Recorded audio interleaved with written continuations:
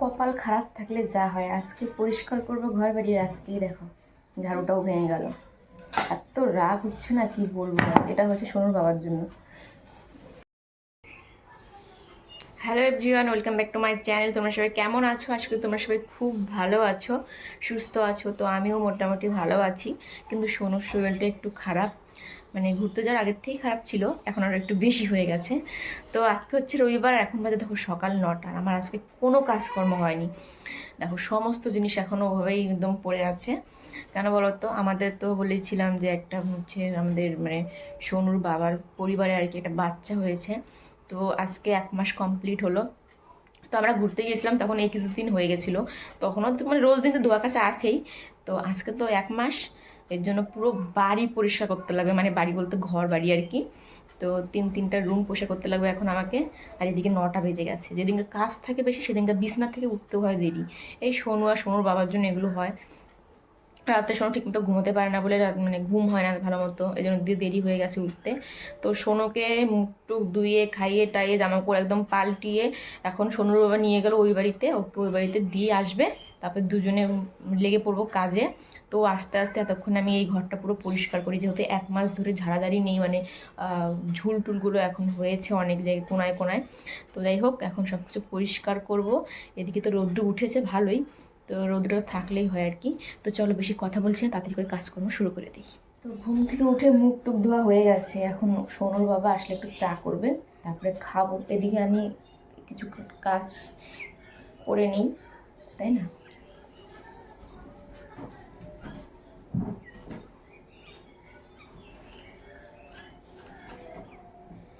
এত জিনিস ধুতে ধুতে আজকে আমার অবস্থা হবে পুরো খারাপ। কি আর করা যাবে, ধোয়াধুয়ি তো করতেই হবে, তাই না?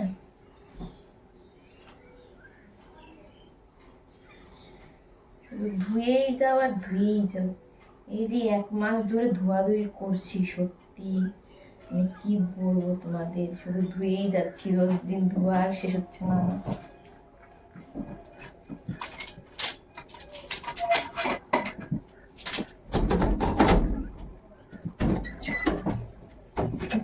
না কিন্তু কিন্তু জামা কাপড় শক্ত হয়ে গেছে।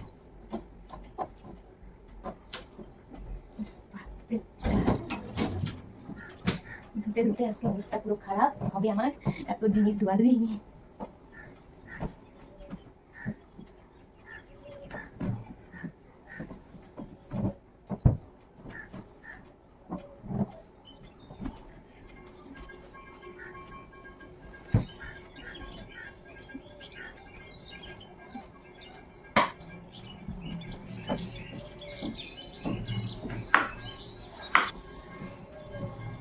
নোংরা হয়েছে।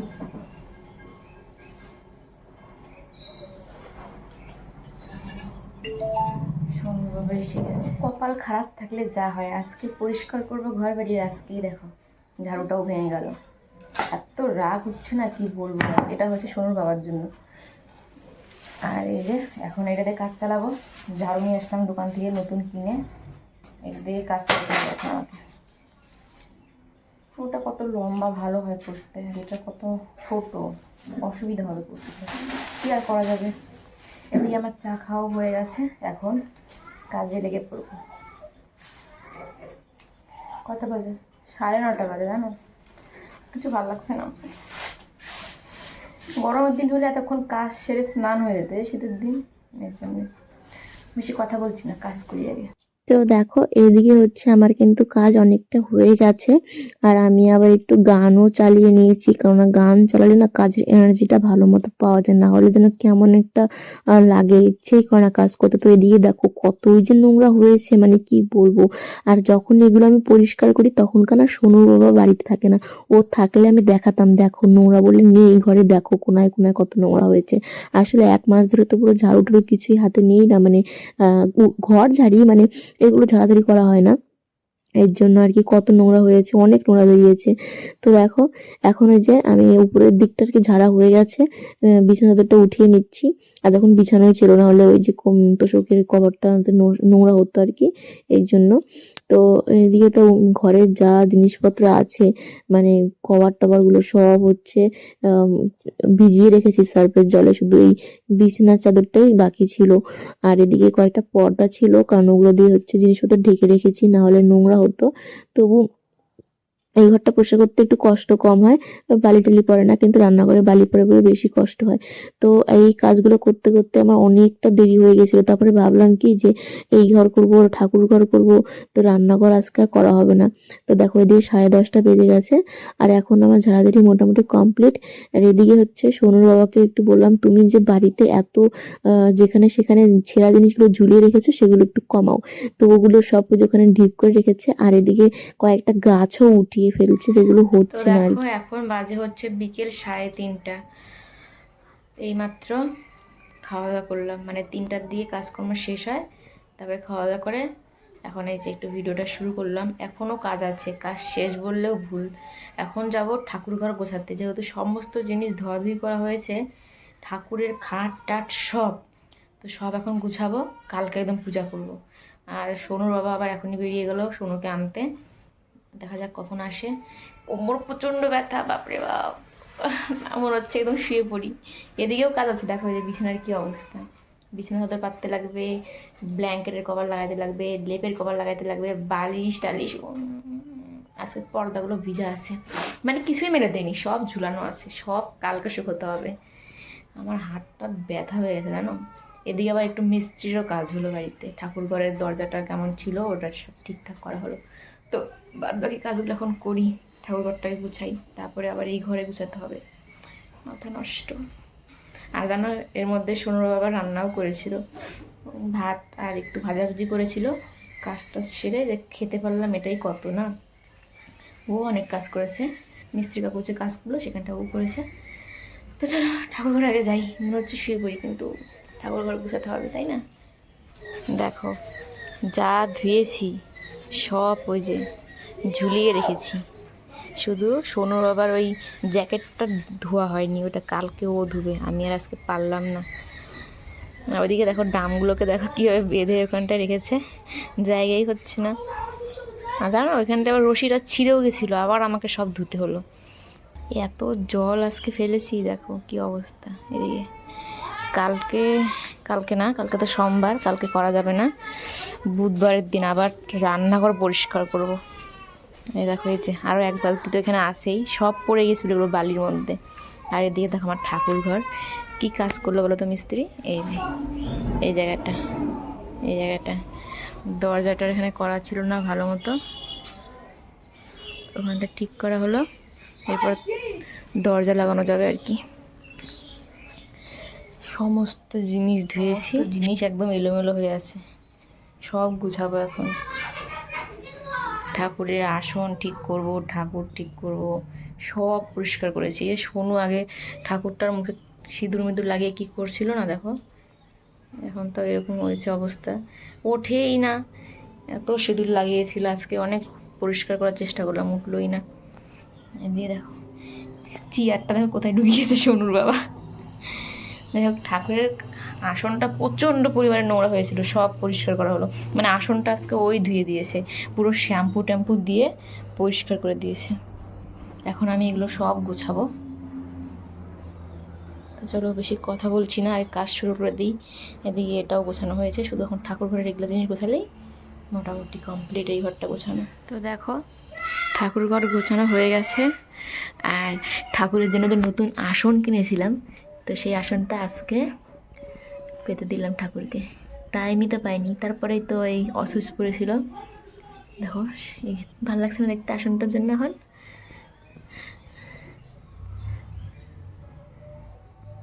কোথায় সোনুর বাবা আমার হাতে হাতে একটু কাজ করে দেবে তা না, যে সোনুকেও নিয়ে চলে এসেছে, আর এসেই টিভি চালু করে দিয়েছে ইয়া সাউন্ড দিয়ে। আর এদিকে আমি এত কাজ করলাম সারাদিন, আর কিছু ভালো লাগছে না।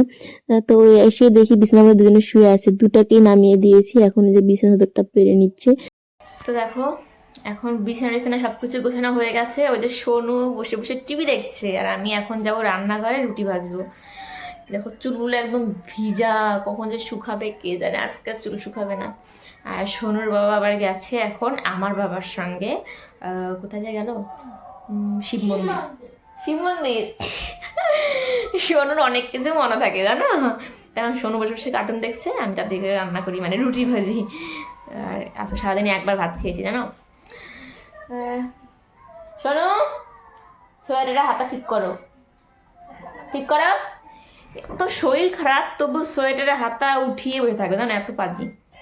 তো এখন আমি আগে রুটি ভাজি, তারপর একটু শুতে পারবো। মা গো কোমর ব্যথা, কোমর সোনুর বাবা তো বাম লাগিয়ে দিয়েছে কোমরে, প্রচণ্ড ব্যথা। তো চলো, 7:30 বেজে গেছে, এদিকে আমার রুটি বানানো হয়ে গেছে। তো এখন ভাবলাম একটু কিছু বানাই, কারণ দুপুরবেলা তো সোনুর বাবা একটু হচ্ছে আলু বেগুন টেগুন টমাটো দিয়ে একটা চচ্চড়ি বানিয়েছিল, একটুখানি আছে। তা আমি ভাবলাম একটু আমি হচ্ছে এই বেগুনের ভর্তা কি বলে, পেঁয়াজ রসুন বেগুন টেগুন দিয়ে একটা মানে কি বলবো মাখা মাখা টাইপের কিছু বানাই। তো এদিকে দেখো সব কিছু কাটা হয়ে গেছে, এই যে পেঁয়াজ রসুন আদা, এখানে এই যে বেগুনগুলো টুকরো টুকরো কেটে নিয়েছি। তো দেখি বলে একটা ভর্তা, ওদিন বোন বানিয়েছিল যে, কিন্তু এখানে অনেক কিছু নেই, ক্যাপসিকাম নেই, ধনে পাতা নেই। এখন ও অর্ডার করে নিয়ে আসবে, এগুলো দিয়ে কিছু এটা বানাই, তারপরে খাবো, খিদে পেয়ে গেছে। আর এদিকে শোনো টিভি দেখছে এখনো। তো তাড়াতাড়ি করে রান্নাটা কমপ্লিট করি, দেখি কেমন হয় আমার রান্নাটা আজকে, নতুন রেসিপি একটা। তো এদিকে দেখো পেঁয়াজ রসুন আদাও দিয়েছি, একটু টমেটো দিয়েছি, লঙ্কা আছে, ভালো মতো একটু ভেজে নিচ্ছি। আর সোমবারে দিয়েছিলাম হচ্ছে কালো জিরে। তারপর একটু ভালো মতো ভেজে টেজে এরপর আমি এটার সঙ্গে একটু টুকরো টুকরো করা বেগুনও নিয়ে এখন ভালো মতো হচ্ছে নাড়াচাড়া করছি। আসলে মুখে না কোনো কিছু সেভাবে টেস্ট পাচ্ছি না, মানে ঘুরতে গিয়েছিলাম না, তারপর থেকে এরকম হয়েছে। তো ভাবলাম একটু এভাবে মানে খেলে আর কি ভালো লাগবে হয়তো। তো দেখো এদিকে আমার কিন্তু হয়ে গেছে বেগুন ভর্তাটা আর কি। সত্যি দেখতে যেরকম লাগছে জানি না, কিন্তু খেতে কিন্তু বেশ ভালো হয়েছিল। মানে কি আমার তো মানে জিভে জল চলে আসছিল খাওয়ার আগেই। সত্যি বলছি। তারপরে এদিকে দেখো সোনুর বাবা দুপুরে যে রান্না করেছিল ওই যে সবজিটা এতটুকু আছে, এদিকে এটা আছে। তো আমাদের তিনজনের খাওয়া হয়ে যাবে। এদিকে দেখো থালাতে রুটি রেডি করে বসে আছি, সোনুকে বারবার ডাকছি। আর ওদিকে দেখো আমি একটা কাঁচা লঙ্কাও নিয়েছি, আমি কদিন থেকে খাচ্ছি রাত্রেবেলা করে, একটু যাতে মুখে মানে টেস্টটা চলে আসে। সত্যি কাজে দেয় কিন্তু খুব, এটা দেখতে মানে দেখো খেতেও বেশ একটা ভালোও ভিডিওতে লাগে। দেখেছিলাম যে সর্ষের তেল আর এই যে কাঁসার বাটি দিয়ে নাকি পায়ের নিচে ঘষলে সর্দি কাশি থাকলে সেটা নাকি অনেকটা কমে যায়। তো দেখা যাক আজকে সোনুকে এই জিনিসটা ট্রাই করব, দেখি কি হয়। কারণ সোনুর প্রচণ্ড পরিমাণে কাশি আর সর্দি, দেখো চোখ মুখ পুরো শুকিয়ে গেছে সোনুর, হাড্ডি বেরিয়ে গেছে সব। যাই হোক আজকে তো একটু ভালো মতো খেলো সোনু রাত্রেবেলা রুটিটা। কেমন হয়েছিল আজকে সোনু বেগুন ভর্তা? ধ্যাঃ। তো এখন এটা দিই, দেখি কেমন কাজে দেয়। ঠিক আছে, ঠিক আছে। যদি এখন আমি সোনুকেও এই কাঁসার বাটি দিয়ে তেলটা মাসাজ করে দেব, মানে পুরো মালিশ করব আর কি, দেখি কাজে কীরকম দেয়।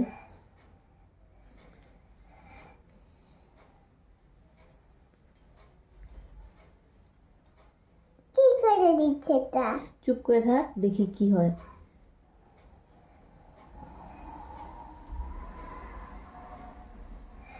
যদি সত্যি সত্যি কাজে দেয় তাহলে তো খুবই ভালো, তাই না?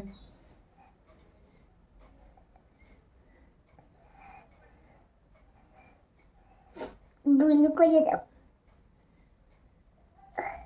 আর তো ছাড়। ছাড়বো কেন, তেলগুলো পড়বে না এখন, হলে আমার হাতে পড়ুক তেল, নিচে পড়বে তাহলে তো হাত না দিলে। সোজা করে তুই যা, পা চুপ করে। আর এটা হাতটা দাও। বেশি কথা বলতেছিস না, তো কথা বলে না সত্যি কি বলবো, তুই চুপ করে থাক, আমি কি করার করি।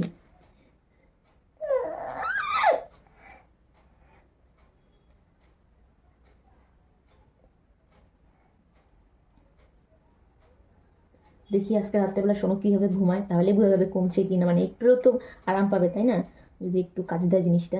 কারণ রাত্রেবেলা সোনু ঠিকমতো ঘুমাই না, আমাদেরকেও ঘুমাতে দেয় না। তো আজকে এই মালিশটা করার পরে বোঝা যাবে যে কোনো কাজে দেয় কিনা জিনিসটা। আমি একটা ভিডিওতে দেখেছিলাম ফেসবুকে। পুরো দেখলা আমার সত্যি কথা বলতে হাত ব্যথা হয়ে গেল, সারাদিন অনেক কাজ করছি না।